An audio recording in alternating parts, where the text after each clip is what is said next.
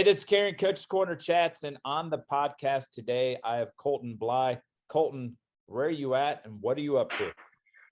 So right now I'm up in snowy Rochester, New York. My soccer life is divided between two different realms.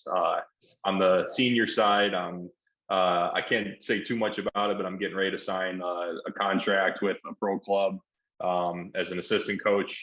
And that takes up whatever you want to call it, my 9 to 5. And on the youth side, back home in the southern tier area of upstate New York, so a little bit south of Buffalo, I have my own youth club called Twin Tier Soccer Club, which was formed about 2 months ago, maybe a little more than 2 months ago. So between all this craziness, I'm trying to build a youth club as well. So between the youth side and the senior side, my soccer life is busy, but it's a lot of fun, and I'm very fortunate to do what I do. Will the senior side, is that going to be your first stint at the professional level? It will be, yeah. And I had a very strange progression to get there. I've never been involved with a college team on a full or part-time basis.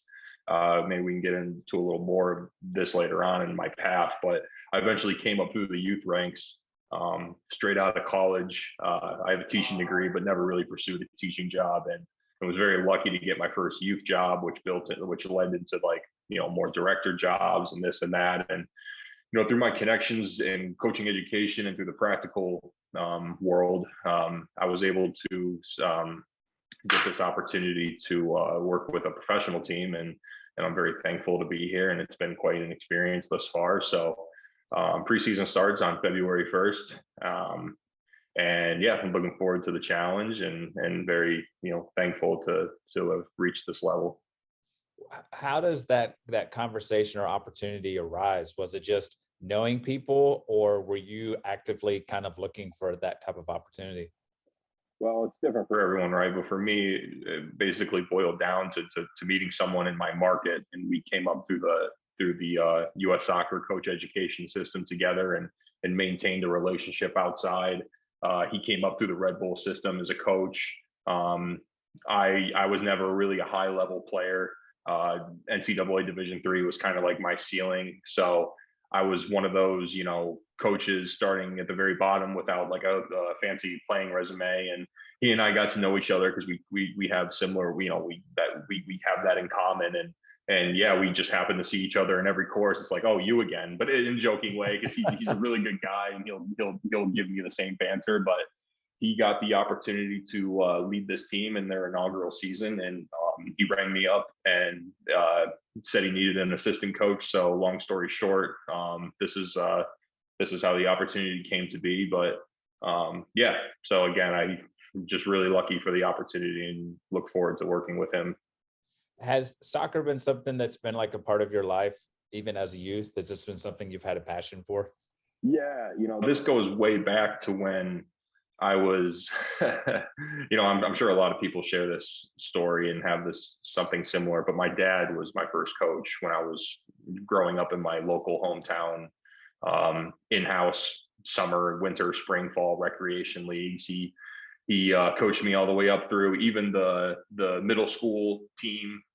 And then finally I broke away to not be coached by him for the first time once I reached high school. But basically, even when I wasn't, playing, and I was watching him coach like the middle school team when I wasn't quite old enough to play on the team yet, I've always been around the game. So you could even say I've been around coaching, just watching my dad from a very young age. So, but yeah, I was always a soccer player year round.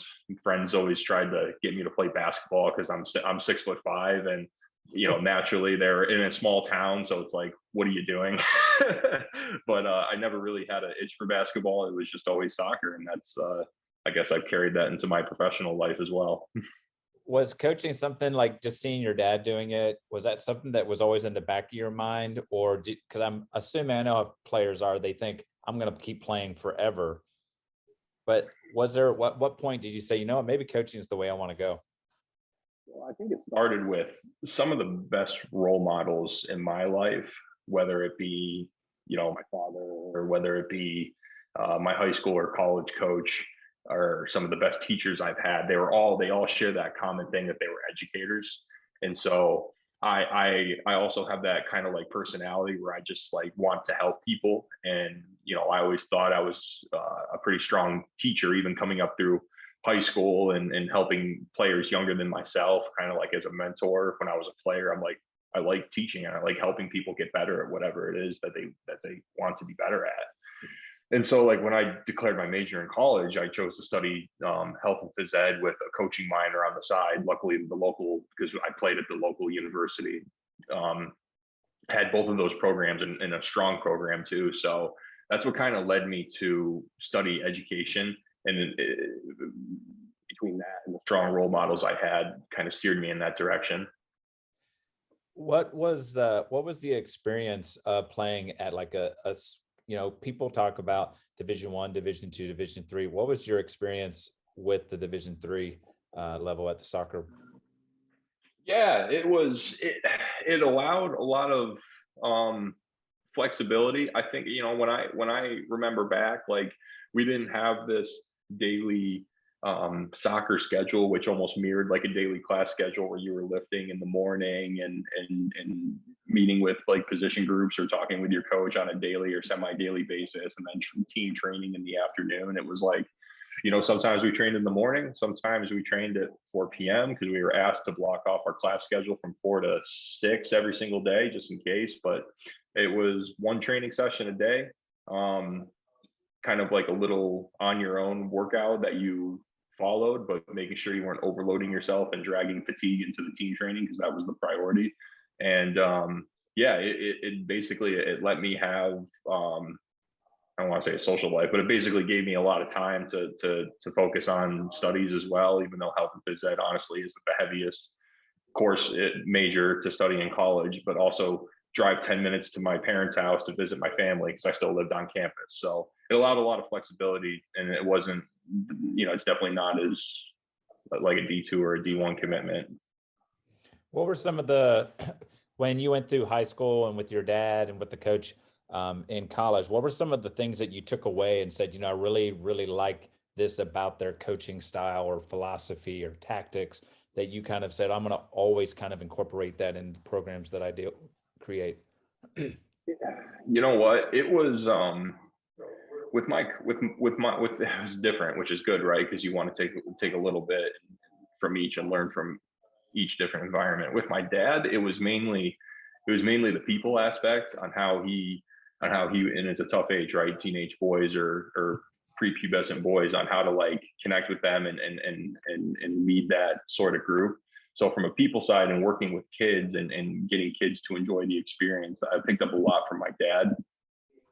In the college environment, it was almost flipped, right? It was like the soccer specific things and like the little organizational things. One thing I've always taken with me from my college coach is that he was like an impeccably organized person, where every training session, and I unconsciously do this nowadays, like I'm setting up training 30, 40 minutes before a ball even rolls. And I'm just all, the little stuff that I saw him carry with him all the time, like arriving early to training, having a plan, being very methodical in training sessions. So when I was like 20, 21, 22 years old, getting into coaching, doing my first licenses, like I had already observed that for like a couple years, and it was a huge strength that I took into like my first job with coaching travel soccer, or my first DOC job. So yeah, a little bit of different things from the role models that I've played under or gotten to know. It really has helped me in my coaching career even to this day. What has your dad said about seeing you in kind of taking over and becoming a coach? What has his experience been kind of watching you grow and nurture and develop into the spot that you're at now? He always jokes with me. He goes, I still have one license you don't have. And I go, what's that? And he digs it out from like his junk drawer. He's got like the old Y license. I don't know what they called it. If you can picture, like a long time ago, I think US Youth Soccer or the state associations each did a Y license, which is like an intro to coaching youth players. So he has that banter with me, because it's like, even now I'm going through the A senior right now, and he's like, what license you doing this year? It's like, but He has really enjoyed it because he has seen like firsthand what like the soccer world from the youth side especially looks like outside of our little small town bubble where I grew up. Because like even when I was a club, even when I was playing like local club and he was coaching, like we were never in state cup, we were never in like even probably we were never even like the state circuit or the high like regional leagues, whatever it was back then. Like we played like a district, maybe a multi-district state league in our state association, and that was just maybe that was as far as we took it. So when he would come and watch me coach, like a couple of years ago, I had an ECNL team, and he would watch me at a hall. He would watch the level, or even before that, he would see me working my way up to the different youth ranks. Like he really got to see like, oh wow, this is what the youth soccer world looks like out of our little bubble in Northwest Pennsylvania. So I think he's enjoyed that the most, just seeing me progress through the different levels, and now obviously he's ecstatic for me that I have this opportunity in 2022. I'm definitely not going to take it for granted because coaches are you're usually on 1-year contract at this level, so he's loving it. He's enjoying watching me succeed as much as I would like to think that I've have done a couple not cool things for someone. I just turned 28, so I feel like I've gotten this experience a lot so far. So you finish up the college playing days, and then what's the decision there? Do you go into education? Do you just go straight into coaching? What was the next step? This was something that I struggled with for a while when I was going through my senior year, because I was doing, and I said this to John Pronick on the 343 podcast. Basically, when I was looking around at jobs, it's like if you wanted back then, at least 4 or 5 years ago, if you wanted to, 4 or 5 years ago, if you wanted to be in the game full time on the youth side, it looked like a C license was like a solid, base. Like if I can get a C license, then C license, teaching degree, been coaching club on a volunteer basis in my local community for 3 or 4 years. Like maybe I could make a case for like a full-time position, but never would I have thought like it would have been a DOC position, which kind of like gives it away what happened. I was searching for jobs a lot through my senior year spring semester, so I was student teaching, and what popped up was a director of coaching job in Pittsburgh, PA, at a very small club, but they were ready to make their first kind of like full-time hire. They already had one full-time person in there, and he and I are still very close friends to this day. And he was moving to like a technical director role, so they needed a new director of coaching. And I, like whatever college seniors, 22 years old, I applied. Turns out they screened about 40 candidates from I don't know what kind of background or qualifications. And after a couple phone conversations and an in-person visit and running a training session in front of them and pitching what I wanted to do, they decided to take a chance on some 22-year-old kid. So that was my first job. So yeah, that's kind of how I entered the full-time youth soccer world. Again, like the word lucky is going to be a common theme throughout this conversation. I think that was, I was very fortunate to get that, and it kind of like, I don't know, accelerated my trajectory a little bit. I hear a little bit of luck, but then there also the fact that you put in all the time to continually look. You said throughout my senior year, like you were constantly on the lookout for opportunities because you knew if a door opened, maybe you get it. What was some of the things when you went in? So here you are, like fresh out of college, rocking and rolling. What were some of the things when you went into that position? You said, okay, here's 2 or 3 things I want to make sure that I nail down perfectly. And kind of set the foundation to move forward for that club and for your, development. You cut out there for a second. My 2 or 3 things when I got this first job. Yeah, that you were hoping to kind of, get in place and set as a foundation. I think the big thing on my mind was how can I help this club grow from a soccer side when you have all these, large mega clubs around it. Trying to take all the players they can and throwing them on second teams and third teams, and maybe they're not getting a great coach and the environment's not great, versus here, like we're going to put like a real premium on the environment. So that was one challenge for me. Another was, like what does our competition schedule and our training schedule look like? Because I won't get too much into it, but the club wasn't able to compete in like the main state league, which was a huge kind of blow because we weren't even considered among those like bigger names. So I think at the time, the club president and the technical director were like giving us a competition format, mainly playing in Ohio, kind of like the Youngstown area, or maybe even out to near Canton. So like we didn't appear as like a real club because we weren't even like playing in like the state league, which they call the classic division. So that was another thing. And then the third and final thing was basically just from a soccer specific side of things, like what is the profile of the player we have? What's the profile of the coach we have? Like, what are they able to do? And from there, like, how can we start to phase in? This is what our juniors program looks like, and this is what we do. When our players graduate to the U9 team, this is what we do at U9 and U10 instead of the 7v7 format. This is what we're going to do at 9v9 for 2 years, and this is what we're going to start doing at this phase and this phase. At that time, I really didn't have a strong amount of knowledge in that area because I was trying to get into the B course and I was denied the first time.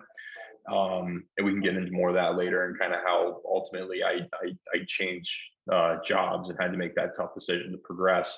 But yeah, those are my three things. And I think for what I knew and what I was capable of doing, between myself and the technical director, we had a very, very good, how long was it? About 18 months. I was there a year and a half.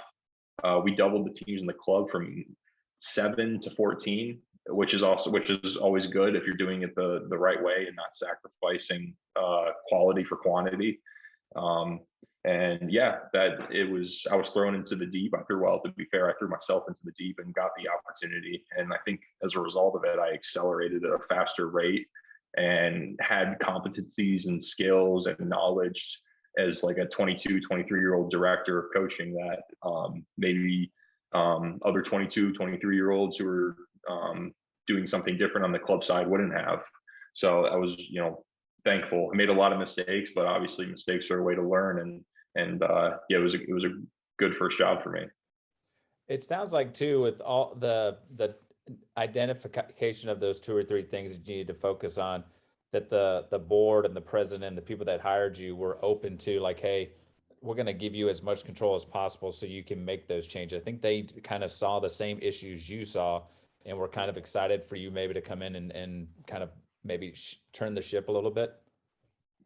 Yeah, for sure. And that's really important, right? Because if you have a board and a executive director, president, whatever you want to call it, that says, you have some, we brought you in for a reason. We've identified you as being very strong in X, Y, and Z. So do what you need to do. We're here to support you and have at it. Let's meet some goals here. So yeah, great. Like I said, great first job to have. I'm still in contact with those people to this day. And yeah, they're last I checked in on them, they're doing well. And it's always hard to get in the same conversation as some of the big clubs because, you think you put yourself in the parent shoes, like the league you play in, ECNL, Girls Academy League, MLS Next, like all three of those between all three of those leagues, so at least one club down there is participating in it. So I think they understand that there's a ceiling where they'll never be like the top club, and that's okay. You identify like what type of player you're hoping to get and take them to, what's their A to B path look like. And if you can do that, we're contributing to the American youth soccer community. So yeah, it's a good club, and I'm very thankful they gave me that opportunity at, coming just a kid out of college. So you've mentioned a couple of times, so like right now, I believe you're like in your A senior level courses and working. What has been your experience going through each of those different courses? Because it's changed quite a bit in the time that I think you started. But what have you liked about it? What are some of your takeaways? One, of course, I could tell is having your buddy that you see every time at a course. What an awesome networking opportunity, because now there's that other person you can bounce ideas off of. But what are some of the other kind of positives that you've experienced? Um, Basically, coming up through each one, because I started they still had the what was called the E license back up until 2015, 2016. So, F was an online course. E, I did right before they phased it out and phased in the grassroots courses. And I think I ended up, at the time I had a C, and I ended up coming back and doing the grassroots courses just so I knew the methodology for my club because it was applicable to my club. Between every course, what I love is that they very, very clearly identified the type of coach that should be in that course. Right now they call it either two different environment or three different environments for the youth. A participation environment, which is for the grassroots, D and C. A performance environment, which could be some of the C course, but definitely the B course, and a high performance environment, which would then be the A youth. So they've defined the environment. And then from there, they've gone and defined the skills, knowledge, and attitude that every coach that comes through that course has to meet. And based on that, they design, their content and their assignments, assignments that apply to your position. So like, what is a B and an A youth or an A senior coach doing on a day-to-day basis among like the 6 tasks? Coaching games, coaching training sessions, leading the player, leading the team, managing the performance environment, and the 6-1 leadership, which kind of overarches all of them. So between those 6 tasks, what is an A youth coach doing on a day-to-day basis, and what could an assignment be for coaching games, or what could an assignment be for leading the player? So the content is very functional, and right now for the A senior, we have our periodization plan due, our first copy of our periodization plan due, and I think about a week. And what perfect timing, right? Because we're about to start preseason, and this is exactly what I'm doing right now. And now I don't know if they've gone as far as saying, okay, this is when the due date should be, because this is when these men and women are going to be using this. But it worked out well because I am using it, and so like the assignments and they create are perfect for what you're actually doing on a day-to-day basis. And outside the assignments, obviously you can ask me about any course, but I'll take my A senior because it's happening right now. In my subgroup, so I think the course has 19 people in it. We started with 20. 2 instructors, kind of like a third instructor who's kind of like the instructor in training, like he's getting his A instructor license. So he's like listening in on everything. But we have a subgroup of 10. My instructor's fantastic, incredible resume. And within my subgroup, there is an MLS assistant coach, an NWSL head coach who just had a very good year, and I'll leave it at that. And 2 professional players. So that's almost half the subgroup. So within the subgroup, the wealth of knowledge and experience is just absolutely incredible. The course demands are pretty great. I think we meet 2 times, sometimes 3, but mostly 2 times a week over Zoom. In between the 3 course meetings, we're going to meet up in Florida here in a few weeks. And yeah, every single time we chat, it's like you're put out of your comfort zone, and they make it like that on purpose. They put you in breakout rooms all the time. They make you interact. They give you like assignments or stuff to have 24 hours before we sit down and talk about it. So you always have to have your phone notifications on. It is a lovely environment, even when we are not face to face, because it is so demanding. And I think that's the best way to learn. Like, let me try to give an example. Just the other day, there was a leadership expert brought in, and we were put in the breakout rooms on the spot, and we had to come up with X, Y, and Z and come back into the big room and share it. And it's just little things like that. You can't sit back and be like a spectator throughout this course. You have to put yourself out there, and you have to talk, and you have to share the knowledge that you have, and you have to be willing to be criticized by your instructor, and they call it, I think they're getting away from the word instructor. They more call it your course educator and your peers, because that's the only way you're going to stay stretched and stay overloaded, and therefore learn.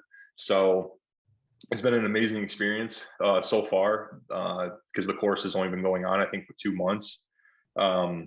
If I were to say any sort of constructive criticism about my experience, I think you have to be careful sometimes about what course educators allow to like get shared, because I think coach education should stay at the level of what the objective knowledge, and the role of the course educator is to kind of guide the discussions to make sure it's staying on an objective wavelength and not getting subjective, because your opinions and your past experiences and your flavors, like it doesn't matter, like when we go into a room and someone says technique, like do all 10 of us have the same objective reference activated in our brain, and are we all like, okay, execution of a decision?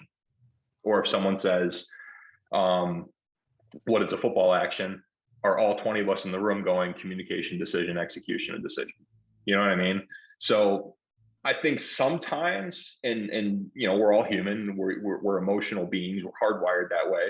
Sometimes a little bit of subjectivity seeps into the conversation, and sometimes I think it's necessary, but other times I think it's the role of the coach educator to step in and get us back on an objective wavelength and how we are subjectively applying the objective knowledge, if that makes any sense, and keep the conversation steered that way. Because if we were to run, if US soccer were to allow these to run in a way where everyone goes, well, I think, well, I feel, oh, but when I was a player, what are we doing? You know what I mean? You know what I mean? It sounds like I'm being very harsh and critical, but it's not like that. It is very objective. And it's the type of environment that I want to be in.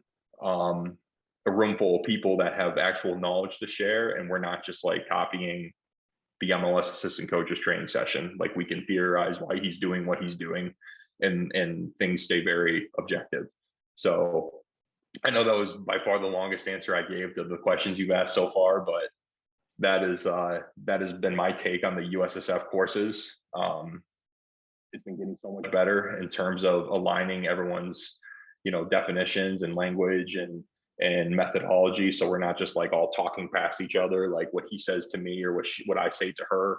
Like, the message lands clearly because we all have the same, references downloaded into our brain, basically. And when we go back into our environment, it's about how do we best act based on the objective knowledge we have in our brain, because that's what it could, and because that's what good coaching really is. It's how well you can subjectively apply the objective knowledge based on your unique external factors. Are you coaching men? Are you coaching women? Are you coaching amateurs? Are you coaching youth? Are you coaching professional? Like, what size pitch do you have to train on? Just things like that. So it is fantastic. And I've probably spoken too much on this question, but yeah, just awesome experience. And I look forward to our talk tomorrow, because we're talking about, I think, game models tomorrow. So it's always a good conversation in those courses, even when it's virtual. The cool thing about it is, like, I've gone to my D. I've never made that next step, but it was kind of cool to hear how, like, the C is prepared for like a certain subset of coaches, and then keeps kind of building. And clearly you're like a sponge, because when you started talking about like the 6 things or whatever, you were like just naming them off perfectly. You could explain it. Kind of like you said, there's some clear references that you have. The other thing you mentioned earlier was, along the progression, you didn't get into the B course initially. So what was that experience like? And because I see it quite a bit on Twitter, and people are like, hey, I didn't get in this time, I'm gonna try again. What is the process like, I guess, to even get into the course? And then what was that like, not necessarily being told you're not good enough to make it, but to kind of have to take a step back and say, okay, what do I do now to kind of move forward? Yeah.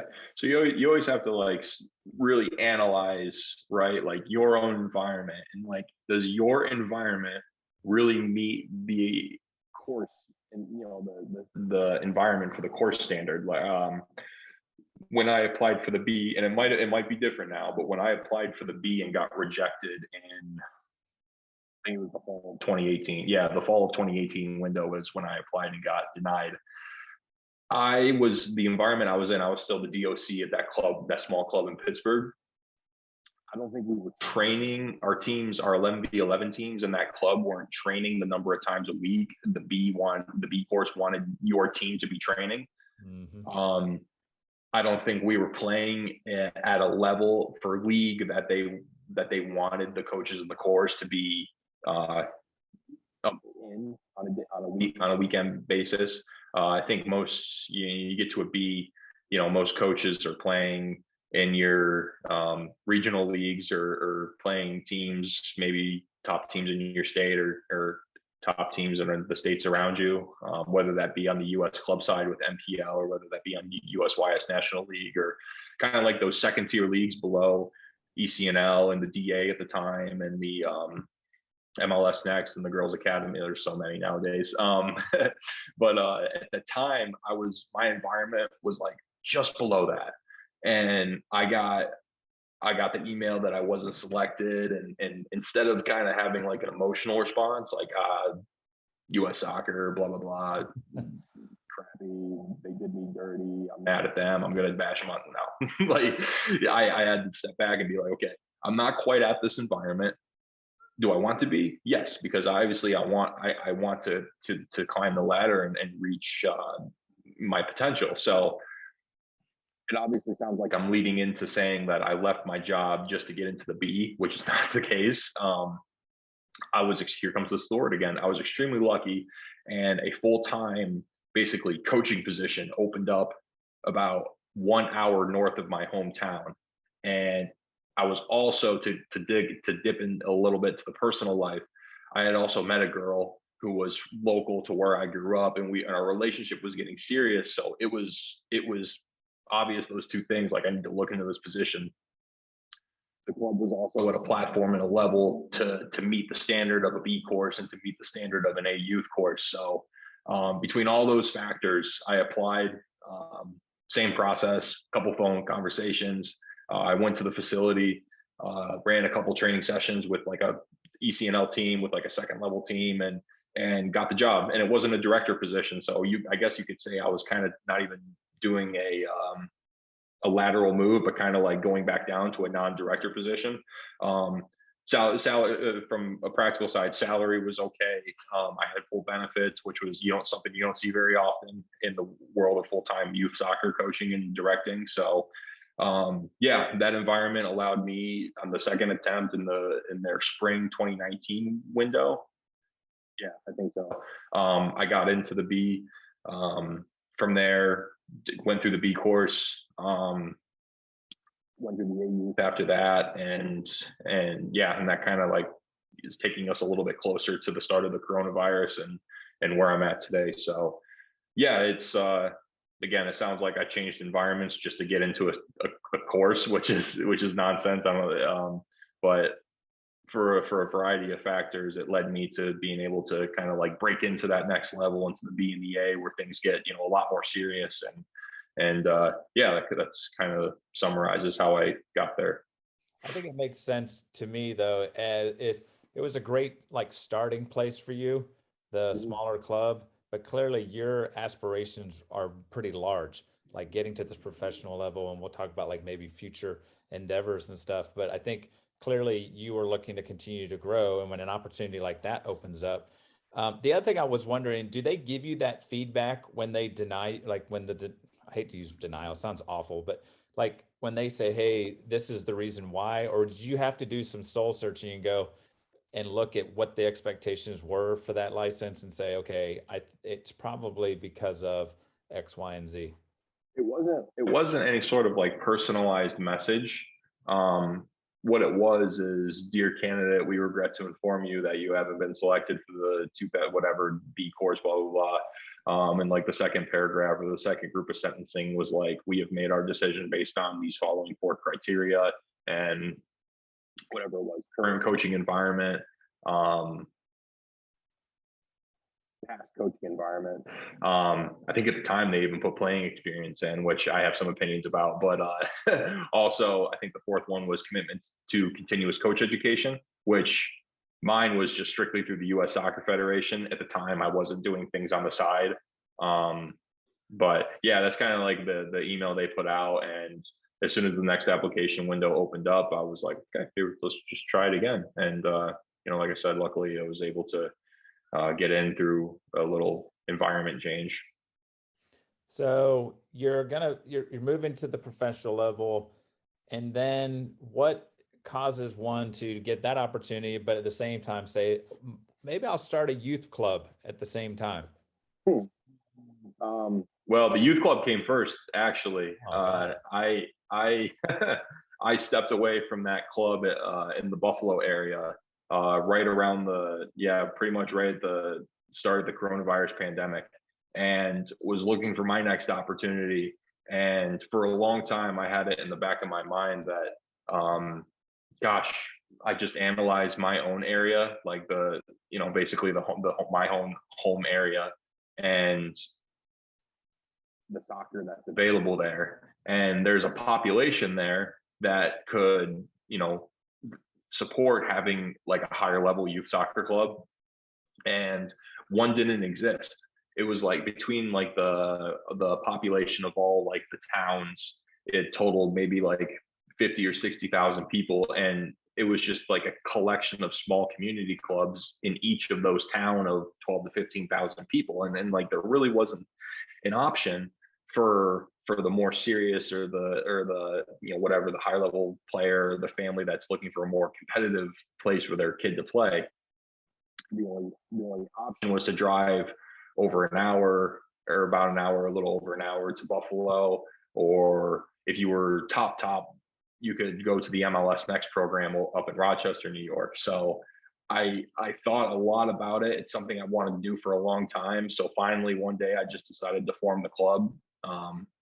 And the way I want to steer the ship is starting with the youngest age groups. So I started a twice a week training only program with two groups, like under 7/under 8 group and an under 9/under 10 group.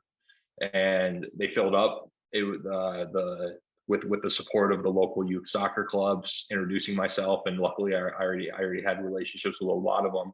They welcomed the idea with open arms instead of looking at it as like a threat to the area. Like it's like, oh, okay, Colton started a youth soccer club. Oh, awesome. We like Colton. Maybe we can recommend this to our players. Yeah, we'll share his flyer. So without their help, it would have been a lot tougher to fill up my groups. But yeah, it's off to a good start. I ran a 4-week program in December. We're in a little break period right now. I'm gonna move it to 6 weeks and expand groups. Now we're looking at, we've gone from 20 players to, I think right now we have 35 registered for this next one. So it's growing nicely. The challenge for me is to figure out how I'm going to be able to juggle that with, this upcoming 2022 season, getting this opportunity with this professional team. And yeah, I think I'm going to need to bring in some help, but it'll keep marching forward, hopefully. What is the kind of general idea or plan for the younger? Is it just to keep kind of building numbers, and then at some point do you actually create groups that go out and play league games and such, or does it stay more at the training level?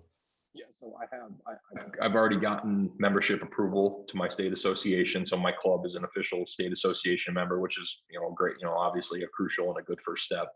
The goal is to, at least in my area, the club soccer, the youth soccer calendar kind of aligns with the school calendar. Like the new soccer year starts in the fall and runs, August to June, or August to end of May, whatever. So when the new soccer year starts, fall of 2022, I'm hoping, my goal is to have at least 2 teams, at least one boys team and at least one girls team. What age group and what birth year or birth years that's going to be, I have no idea. It always depends on where the interest and where the numbers are in your program. So yeah, and obviously people's next question is, well, how are you going to coach it? Because the league is your other job. There's still going to be games, and you'll be coming to the end of the season. And I go, well, I'll probably be looking to bring coaches in, or a coach in to coach both teams, while I'm still heavily involved with the pre-teen program, the juniors program. And yeah, I don't know how long this opportunity with in this professional environment is going to last. Like, it could be a one and done thing.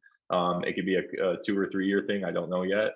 But what I do know is my long term. My wife and I are settled in our area and where I formed the club, and that club is going to exist for hopefully the rest of my life. And I just want to continue to build it. And still, although I have this opportunity with a pro team, the youth club is also still very important to me. So I hear wife. So is this the same young lady that you moved back to that area for? Yes, yes, it is. I'm not trying to get you in trouble. And the other thing is, what is her take been on this crazy obsessed soccer coach that she's ended up marrying? How has she been in terms of support? Has she been a good balancing kind of piece for you, and what have you? What's that other side, that hidden piece that people don't get to see from the coaches? However you describe me, crazy soccer coach is accurate, and she wants the crazy soccer coach to stay close to home is the simple answer. And her family is in our home area, my family's in our home area, and our extended, aunts and uncles and grandparents. So she was very upfront with me, saying, like, I don't want to move, like, I'm very happy here, and I am too, to be honest with you. And it was a tough decision to take this opportunity with the protein, because it's quite a drive to get here every day. I think I listened to Get Ready for This in your style. I listened to Sarah Loudon's episode with you just recently, and she said she was doing 2.5 hours to Houston Dash there and 2.5 hours back. It's not quite that crazy. That is just on another level. I applaud her for that. That is incredible. And I think it was like a volunteer position as well. So just Yes. absolutely unmatched commitment. Like, I was just driving this morning, listening to that. I'm like, wow, that's amazing.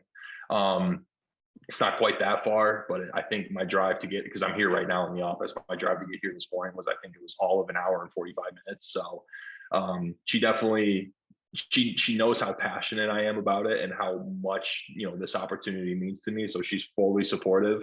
But, if you were to ask her, like, hey, what do you want Colton to be doing for the next 20 years? She'll, without hesitation, she'll say, grow the youth club. Twin Tier Soccer Club is the name. Grow Twin Tier Soccer Club to a place where that can be Colton's full-time thing. And that's the goal. Obviously that's the long-term goal. And I'm not to say that I don't value, and I'm not thankful for this opportunity in this professional environment. But yeah, I know that's where that's the long term. And but she's supportive. She's fully supportive, and we've made the Southern Tier area of New York our home, and our home for years to come. So is that where the name of the club comes from? Is just that like area, or is that something you came up with, or? Yeah, it is. So our area of Western New York, they call the area below Buffalo two different things. A lot of people call it the Southern Tier, and a lot of people call it Twin Tiers. The idea behind Twin Tiers is that it's so low in the Western New York border. Pennsylvania is so close. That area of Northwest Pennsylvania, and it would be Southwest New York, together it's called the Twin Tiers. And that's kind of like the area that I want my club to capture. But some people say Southern Tier also, and it gets really confusing. But yeah, that's the reason behind the name of the club. I didn't want to call it just the name of our town, which is called Allegheny. I didn't want to call it Allegheny Soccer Club or Allegheny FC, because I wanted people to know that this was a competitive youth club servicing, all the small communities within a 25, 30, 35 mile radius, whatever you want to set that radius at. So that's why I went with that name. I think it's cool that sometimes people make clubs because they just want to make them, but I feel like you're creating an opportunity that wasn't there, like you said earlier, for a lot of these players, because they would have to go so far just to get that experience. And if they can get it right there, and like you said, to continue to grow it, if we look 5, 10 years down the road, is that youth club kind of where you're kind of itching for, or would there be any aspirations to maybe this professional thing hits off and you could continue to work up the ranks, or where does Colton want to see himself maybe in the future? This is a crucial question, right? Because these are the questions I need to be asking myself. I think about other people who are just on a way higher level than myself. Like, Tab Ramos, I believe, has pursued like his professional career as a head coach, but has also like has some sort of ownership in his club back in New Jersey called Cedar Stars. So there's people out there who pursue the professional side of soccer as a coach while maintaining whatever ownership or heavy responsibility with the youth club back home. If I were to do that, I don't want the youth club to lose like 1 ounce of quality because I can't give it the attention it deserves. That's just my style. I'm not saying it's right or wrong. It's just my take on it.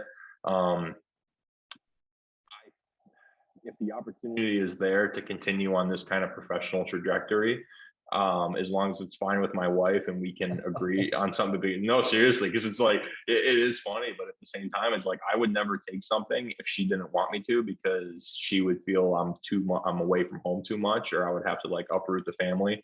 It's just me, her, and a dog right now, but still a dog is our child. I still wouldn't want to uproot them if she didn't want to. Like she's a kindergarten teacher in our community. She absolutely loves what she does, and I want to satisfy my goals and aspirations in this world of soccer, but not at the expense of her not agreeing with it or doing something without her fully buying into it. You know what I mean? So I think if I were to answer that question, I think it's probably going to be more leaning toward the youth club. Maybe by that point, I'm bowing out of this, professional world. And I'm like, you know what, thank you so much for the experience. And it was a wonderful X amount of years. But, the youth side, I'm really passionate for, obviously, because that's how I started. I didn't take the normal route of being a GA in college. I took like the road less traveled and pursuing youth clubs right away. So if I were to take a guess at it, it's likely going to be the youth club, but you never know what the soccer world, you never know the opportunities the soccer world can give you. So we'll just take it 1 year at a time and see where it leads. The other thing that you brought the word luck earlier, and the one thing that I think is pretty interesting is your experience coaching wise has been kind of in that Pennsylvania, New York kind of area, which is kind of interesting, especially when you came out and you're looking for, you could have ended up anywhere. And even to have the opportunity to come back and kind of settle roots where you're at now, I think is really, really cool to be where your wife is happy, family, all that kind of stuff. And then you have the ability to do what you love. Lucky again, right? Because I just happened to, I rewind however many years ago to being a senior in college, doing my student teaching and having the three main job boards bookmarked at the top of my screen. At the time, NSCAA, now they're United Soccer Coaches. I would click, check their job board. USYS job board, click, check their job board. Teamwork Online for like the MLS or USL positions, click, check their job board. Every single day. And I'm like, director of coaching job, Pittsburgh. 2 hours, 45 minutes, 3 hours away. What's this? So you think about, it's crazy. You think about if that opportunity never happened, where would my first job have been? What would I have done? And more importantly, where would that have led me? Because I don't think I'd be here right now. So yeah, it's very interesting. But I know a lot of people, and I'll refer to Sarah again, Sarah Loudon. It sounds like she had to sacrifice so much to pursue her dream of coaching, of finding the coaching positions that she wants to be in. And I think, sometimes when the going gets tough for me personally, I have to take a long, hard look at myself and be like, you're lucky. You know what I mean? You've been able to like have full-time coaching positions all with 3 hours or closer, 2.5 hours or closer to your home. So there's people out there who are sacrificing a lot more to pursue the dream and maybe haven't been as lucky with positions close to home as I've been. So yeah, I don't take it for granted. That's for sure. If people want to connect, follow, maybe they've heard something, thinking about taking the C or the B or any of that type of stuff, or maybe they're in the area where you're at and said, hey, I'm in that area. I'd love to get my kid involved. What are some ways people can connect with you? Probably just my personal Twitter handle is the best. If someone goes to my Twitter profile, I look very inactive because I don't actually tweet very often. every now and then I'll engage in a conversation that interests me, but I would say unless someone directly starts a conversation with me, I'm definitely more of an observer. Like I like tweets every now and then, but I would still say my personal Twitter. It's just my name at Colton Bly, COLTONBLY. If anyone wants to check out my club and kind of like what it looks like from one single person trying to do everything on their own, it's Twin Tiers Soccer Club. Tiers is spelled TIERS. So twintierssc.com is my club website. So yeah, I would say those two things are the best way to get a hold of me and to check out the work I'm doing. So yeah, I think that's probably it. And I will include all of that information in the podcast notes. This has been so awesome. I've learned a ton just about just everything. It's been so cool to hear your journey.